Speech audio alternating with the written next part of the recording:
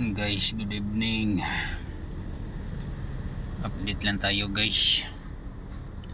6:20 PM na guys. Medyo medyo kapoy-kapoy niya gamay guys. Og drive guys. Kapoy niya og drive tuyok sa Cebu City, Manjawi City, Talisay City, Lapu-Lapu City.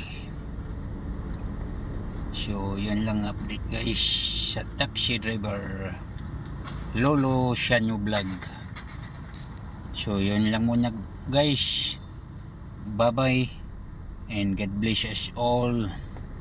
Advance Merry Christmas. Bye bye and bye bye.